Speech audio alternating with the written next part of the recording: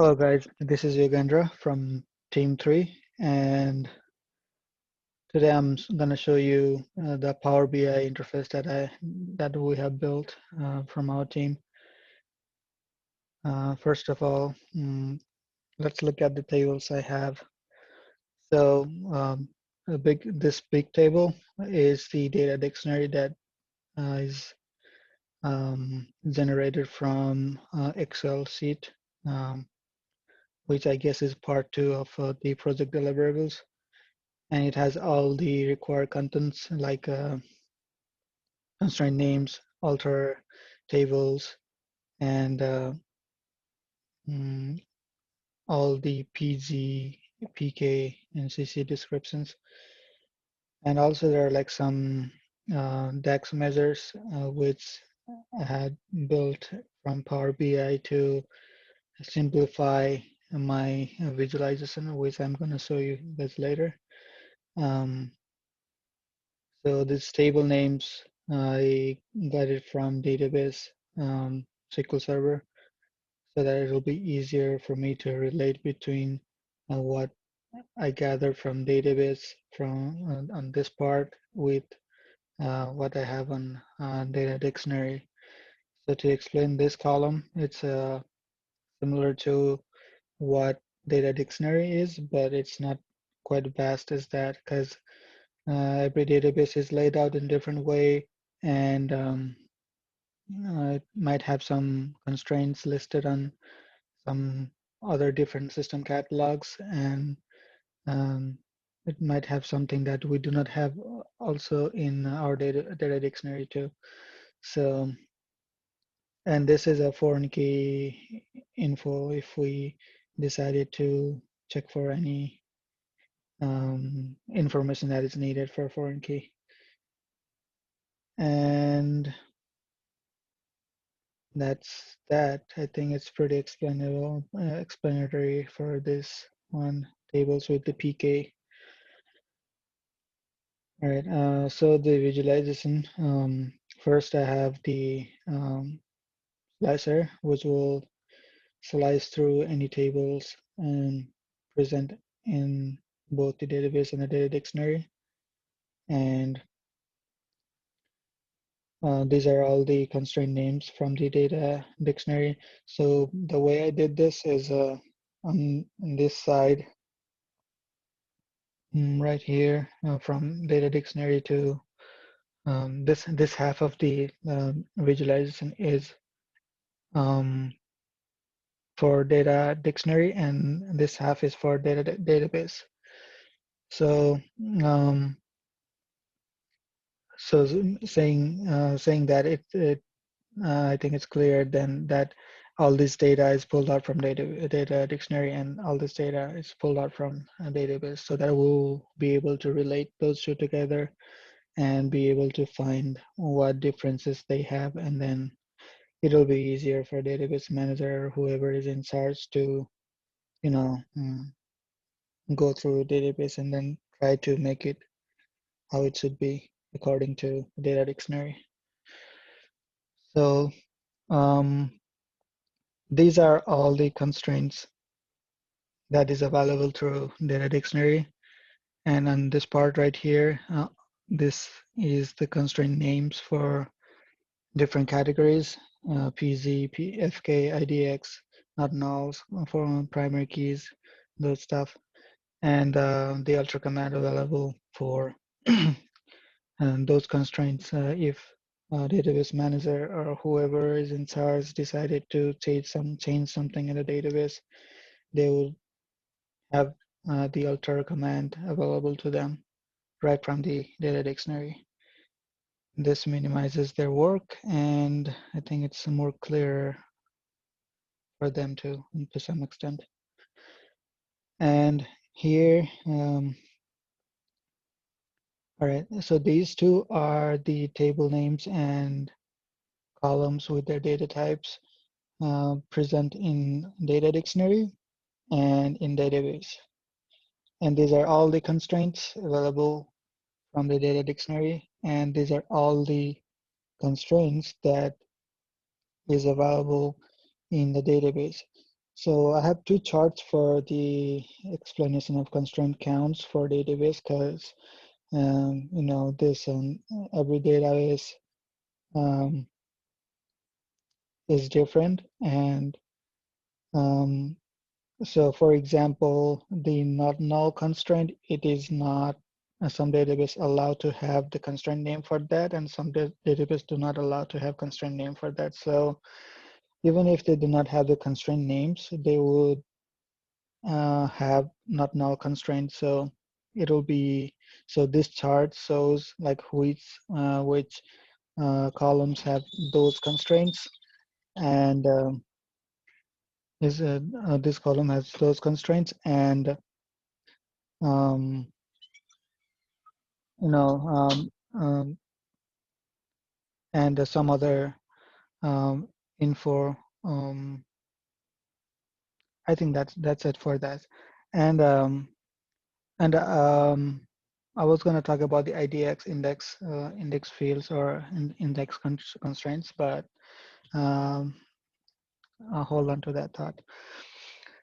Right. And these are the constraint names that the database has. So right off the bat, you can see the constraint names do not match what we have in the database, right? So I mean, sorry, the data dictionary.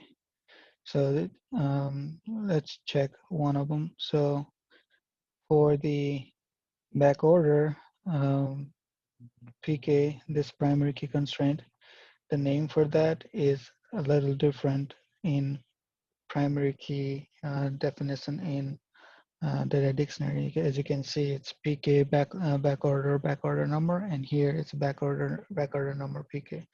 So it's up to the user to decide if they want to change the format, but it shows like what's different. All right, so let's see how it works. So like any other design, just choose one of the tables to see the info within that table, both in database and data dictionary. So from here, you can see only constraints available for this table in data dictionary is index, primary key, and not null constraints. So and PG, sorry, also PG, so I missed that. Maybe I should make that more clearer next iteration or something. Right. So yeah, this table has two programming that has to be done, which is probably not done in this database at this point. And these couple of indexes, not nulls, and alter tables for those, like we discussed, like I said before. And if we decide to choose one of them, like let's say PZ, we decided to choose that. So it's gonna show all this graphics, what the PZ is, and if that PZ, so if we click on the PZ backorder be a quantity, this you might be wondering why this not null is up is here. It's because this filters out what column that PZ should be defined for, and this column not only has the PZ defined, but it also has the not null constraint in it.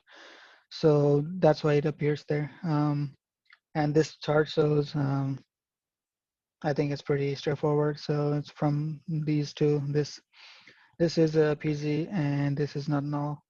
And here to check what we have in database, it says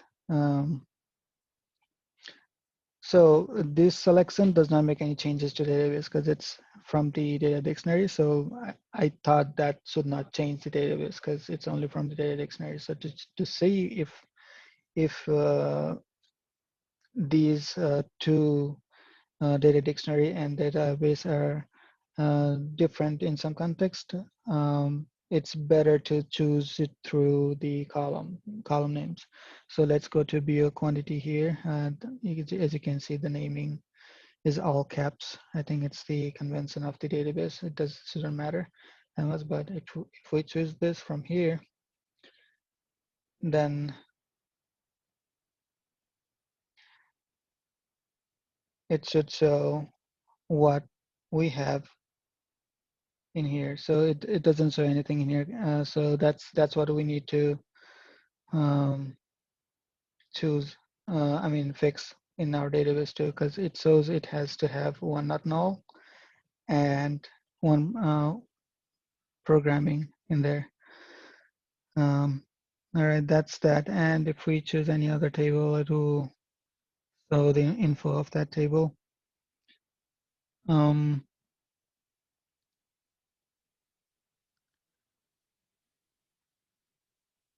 it allows multiple selections too, so you might want to consider what you want to do with your uh, interface. Allow multiple constraints, multiple selection or not.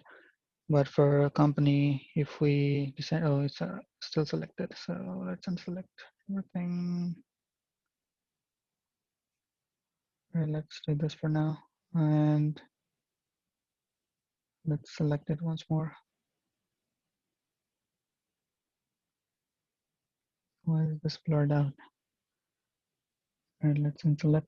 There you go. So something was selected already. So before going through changing the select tables slicer, you might want to unselect what you have selected, so it shouldn't mess up. So it will not mess up the design. So yeah, that's the minor issue, but works pretty fine for now. Not null indexes, as you can see here, and also primary key PKs. And all right, let's see what the primary key is. All right, the company number is the primary key. And also, if you see this is the company number primary key, so it matches the database in this case. And it also shows this is not null too in database. I think, let's see, if we select this, is it still selected? Not null? Yes. So yeah, one more thing with the database. Sometimes if it's just a primary key, the database automatically assigns not null to it. So that's what it is showing right now. And in data dictionary, it does not say not null, which shouldn't matter because primary key is automatically should be not null by definition. So nothing wrong with that, I guess, for this version of data dictionary. And yeah, this is what I have for now. And things I would change in future if I had more time, I would try to make, as you can see, like constraint names for individual constraints are listed out here, which I think is not more efficient. And for alter commands, I would. This is because I have different columns in the data dictionary for different constraints. So constraint name PZ is in one column, constraint name FK is in another column. So that makes it harder to merge everything to make just one table in the Power BI. So that's why I have like multiple tables for different constraints and multiple tables for different alter commands for foreign key, primary key, whatever. So that's what I would like to that's one of the things what I would like to change if I had more time in the data dictionary, like how the data is laid out. And another thing to add in the database side is the index formats. Like by default, the SQL Server assigns the primary key index, which is similar, which has the same name as the constraint name. So finding which one is assigned by user instead of the automatic assignment is kind of tricky. So I left that part out for now, and that would be for the future cases. Um, and yeah, and if the business role sees this as the important, then it shouldn't be that hard to um, you know plant it here. And yeah, the most of the time I spent on this Power BI were creating DAX measures and trying to get the info of what I need. So what I mean by that is this chart here and this chart here are created from the DAX measures. So that means just like the Excel formulas, if you decide to, you know, find out what the information is from the data that is available to you in this um, Power BI interface, then DAX measure is used to figure out um, figure out that information. So yeah, since this every column since the constraints were written in different columns, it was harder to just use the information without making the DAX measure. So the thing I'm trying to say is if you do this chart by doing the DAX measure, as you can see in this visualization chart here, this is um, says count NN. So just to show you what DAX measure is, I'm gonna just click on this and then yeah, there you go. So this counts every instance of check in CC column. So another way to do this is just simply, do make a chart is just simply have these two fields in here. So since the database is more clearly formatted, the count of column names and type, the type consists of every constraints that is in the database. So like foreign key, primary keys, constraint checks, that's all in the same column. But in our database, it's in the different columns. So that made it a little bit harder to make this graph. So I made the DAX to just count whatever I needed and then formulate that into this chart. So the drawback of this is if you're trying to select through the chart, that will not be possible if you're doing it through the DAX measures. So that's also another thing that I would consider um, making changes on the data dictionary because also that would be not a big deal, I guess, if we are changing this part, like I said, to make it in same column. We can also do um, constraints in same column. So this will be fixed with the same principle. And yeah, that's that. And if you have any questions, just post it on the Trello board. I'll try my best to answer that. And that's the visualization I have for now. All right. Thank you guys for listening.